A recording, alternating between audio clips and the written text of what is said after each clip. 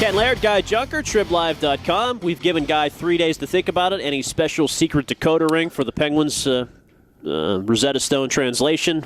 What have you come up with, Guy? No, it doesn't make much more sense to me than it did when it happened on Friday. I mean, the way it went down. I think people that want Dan Bylsma fired still have the hope that the new GM will do that if they think he's the problem or they need the clean sweep. And I think people that want Dan Bylsma to stay still have the hope, especially based on what Mario Lemieux told our day on Kovacevic, that, you know, we didn't fire him because there is a chance that he will stay.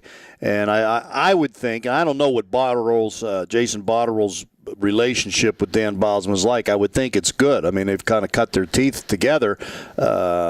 I would think if he gets the job, that increases the chances that Bylsma will be back. The one other thought I had, could they just be, are they waiting a year till Mike Babcock's contract is up with Detroit? Is this just one more year? But if you do that, you're taking the chance, A, that you have another bad year or another early exit from the playoffs, or B, what if you do great? What if you win the Cup or go to the finals? Then it would be awkward. You can't get rid of a guy then, even if you – so I really don't know. Well, we're left guessing, which just makes it all a mess. You and I are guessing. Fans have got to be guessing. And is that the way you want to treat your ticket holders and your ticket buyers and your guys to watch on TV? I don't think it's very clear right now. My best guess is, and we're back to this again, is that they want to appear like – they're calm, they're rational, they're going to take their time with it. And really, aren't they making Ray Shero the scapegoat? Yeah, well, they are. And I think that if you go out and I don't. It doesn't. To me, it looks like they don't have a plan.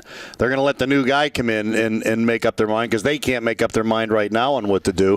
All I know is I think Shero. And look, I've heard all the stories about the drafts and everything, but I look at the guys that he got for draft picks too. I think he put a pretty competitive representative team on the ice every year. One that probably was better on paper than it was on ice. So I don't blame him for all that. And you never know what the politicking is. Sure. The arguments over the years about draft picks or trades, or to me the most damning thing isn't even his drafts. It's the long-term contracts given Scuderi, Letang, and Pascal Dupuis. Scuderi and Dupuis at an older age, despite having been terrific players at one point, and maybe in Dupuis' situation still is, and Letang, who really has had half of a great year and then has been shown sparks at other times. So they got $55 million already signed to 14 people next year. That's a problem. And I'm sure Shero would say, I didn't know Letang would have a hole in his heart and Dupuis would have a serious injury. You can't predict those things. No. And he's trying to win now and also trying to keep good talent around. But Scuderi looks like a double mistake. It looks like you made a mistake letting him get away, which, okay, maybe you didn't have the money. You couldn't afford him. You've got a team that's got full of stars. But then you chase after him after he's – and you know what?